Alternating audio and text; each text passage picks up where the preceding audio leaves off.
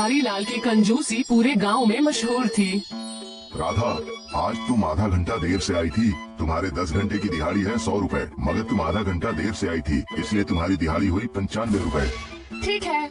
मैं हिसाब किताब में एकदम पक्का हूँ, कल से वक्त पर आ जाना, समझ गई? जी मालिक। सेठ गिरधारी लाल दूसरों के साथ ही नहीं बल्कि अपने खुद के परिवार के साथ भी कंजूस था। इस बार मैंने 2 बोरी चावल बोले हैं, आप किराने वाले को पैसे दे देना। अरे बाबा, 2 बोरी चावल, इतने सारे अनाज का हम क्या करेंगे?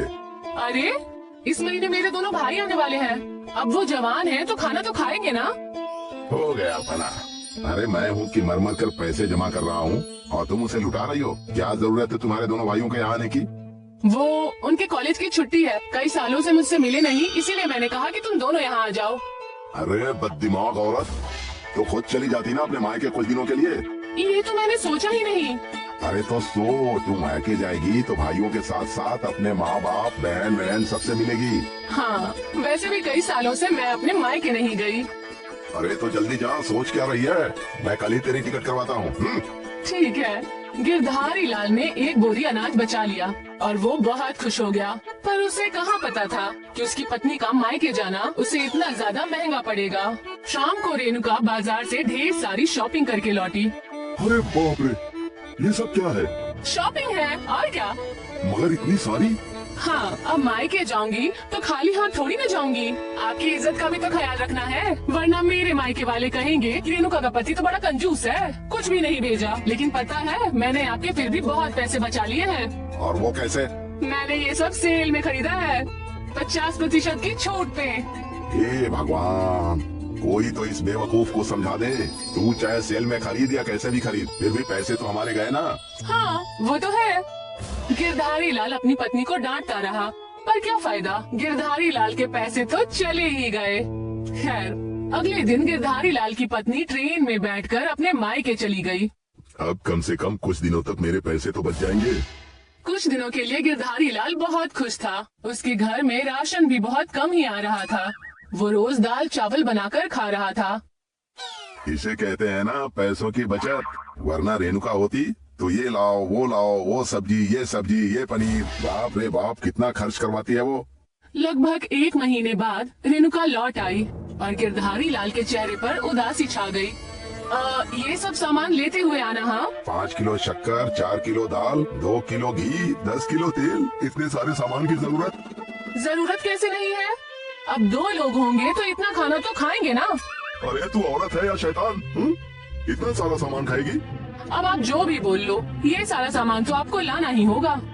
गिरधारी लाल रेणुका को समझाता रहा कि खर्चा कम कर दे, पर रेणुका कहाँ सुनती। वो अपने पति के कंजूसी से वाकिफ थी। फिर एक दिन रेणुका की तबीयत खराब हो गई और उसे हॉस्पिटल ले जाया गया। मुबारक हो, आपके घर में एक नया मेहमान आने वाला है। अरे मुझे कोई मेहमान नहीं चाहिए। मैं बोल रही हूँ कि आपकी पत्नी गर्भवती है, आपके घर में एक छोटा बच्चा आने वाला है। ये सुनकर गिरधारी लाल खुश हुआ, लेकिन फिर वो पैसों के बारे में सोचने लगा। बच्चा आएगा मतलब उसके खर्चे बढ़ जाएंगे, उसका खाना, उसके कपड़े, उसकी पढ़ाई का खर्च। हे भगवान। गिरधारी लाल के चेहरे की हवाइयाँ उड़ गई थी। ये देखकर उसकी पत्नी समझ गई, जरूर आप पैसों का सोच रहे होंगे, है ना? हाँ हाँ, क्यों ना सोचूं, आखिर पैसे तो मेरे ही जाएंगे ना। हाँ तो क्या हुआ, बेटा भी तो आपका ही है ना। अरे वही तो तकलीफ है, अब बच्चे के पैदा होने का खर्च, के खाने का खर्च, कपड़ों का खर्च और फिर पढ़ाई का खर्च। अरे रे, आप इतनी दूर चले गए। जब बच्चा पैदा होगा तो आपको सबको दावत देनी पड़ेगी, ये भूल गए क्या? क्या? रेणुका ने गिरधारी लाल को एक नई समस्या दे दी थी।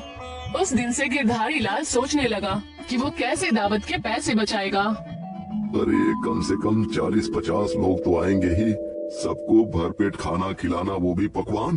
बाप रे बाप, मैं तो लुट जाऊंगा। मुझे कुछ न कुछ तो सोचना ही पड़ेगा। यहाँ रेणुका के डिलीवरी का समय नजदीक आ रहा था और गिरधारी लाल परेशान होता जा रहा था। क्या करूं, क्या करूं? आखिर एक दिन गिरधारी लाल को ये योजना मिल ही गई और उस दिन उसके चेहरे पर मुस्कान आई। रेणुका ने एक बेटे को जन्म दिया। गिरधारी लाल बहुत खुश था। अरे मेरा बेटा, तुम जितने चाहो उतने मेहमानों को बुलाओ दावत पर। क्या हुआ, आज सूरज मगरिब से निकला है क्या? अरे वो तो मालूम नहीं, मगर आज मुझे बेटा हुआ है। हाँ। इस खुशी में रेणुका ने अपने सारे परिचित और रिश्तेदारों को दावत का न्योता दिया। वो कब से सबको दावत पर बुलाना चाहती थी, लेकिन अपने पति के कंजूसी की वजह से ऐसा कर नहीं पा रही थी। दावत वाली रात को गिरधारी लाल के घर में मेहमानों की भीड़ लग गई थी। गिरधारी लाल ने अपने नौकर को आवाज लगाई, अरे शंभू, सभी मेहमानों के सामने पकवान रख दे। शंभू ने हर आदमी के सामने एक प्लेट रखी जिसमें सिर्फ 2 लड्डू थे। बस 2 लड्डू देखकर लोग हैरान रह गए। अरे ये क्या, बस 2 लड्डू? अरे आप कंजूस से और क्या उम्मीद कर सकते हैं? अरे यहाँ बुलाकर कम से कम हमारी बेइज्जती तो नहीं करते। लोग उठकर जाने ही वाले थे कि अरे अरे रुकिए रुकिए रुकिए, ये आपकी बेइज्जती करने के लिए नहीं, बल्कि ये एक खेल है। आपके सामने 2 लड्डू हैं, जब आप उसे खा लेंगे तो 2 और लड्डू रख दिए जाएंगे, फिर 2 और ऐसे करते करते आप बेहिसाब लड्डू खा लेंगे और हर लड्डू खाने के लिए आपको 10 रुपए भी मिलेंगे। क्या कहा आपने, 10 रुपए? अरे वाह वाह वाह वाह वाह, ये लड्डू आपको बिना हाथ मोड़े और बिना मुंह को प्लेट में लगाए खाना होगा। अरे भला ऐसे भी कोई खा सकता है क्या? जरूर ये कंजूस हमें कुछ खिलाना ही नहीं चाहता। हाँ बिल्कुल, लगता है ये इसकी कोई साजिश है। खाना खाने बैठे सारे लोग गिरधारी लाल की कंजूसी समझ चुके थे। इसी भीड़ में एक समझदार युवा था, गणेश। गणेश को एक तरकीब सूझी। वो सरपंच के पास गया और उन्हें अपने मंसूबे बताए। वाह, ये तो बहुत ही अच्छा आइडिया है। गणेश ने सभी गांव वालों को एक एक करके अपने मंसूबे बता दिए और सारे खुश हो गए।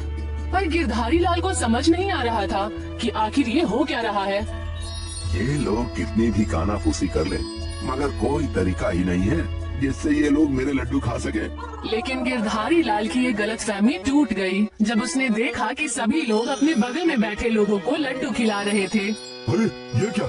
लोग लड्डू खाए जा रहे थे और गिरधारी लाल का सेवक लड्डू पे लड्डू परोसे जा रहा था। मेरे 10 लड्डू खा लिए, लाओ मेरे 100 रुपए। हाँ जनाब, मैंने तो 16 लड्डू खाए गिरधारी भाई, ये आपका अच्छा था। लड्डू भी खा लिए और पैसे भी दोगे। ये खेल रोज खेला करो भाई। पैसे ले और निकल यहाँ से, चल। एक एक करके सबको गिरधारी लाल को पैसे देने पड़ गए और अपनी जेब खाली देखकर अरे ये दावत तो मुझे बहुत महंगी पड़ी। काश मैं लोगों को सच्चे दिल से दावत देता, कम से कम मेरे इतने पैसे तो नहीं बर्बाद होते। इसीलिए मैं आपको हमेशा कहती हूँ कि इतनी भी कंजूसी मत किया कीजिए। पर आप मेरी सुने तब ना। अब गिरधारी लाल अपना सर पकड़कर बैठा था। वो करता भी तो क्या, उसके इतने सारे पैसे जो लुट चुके थे।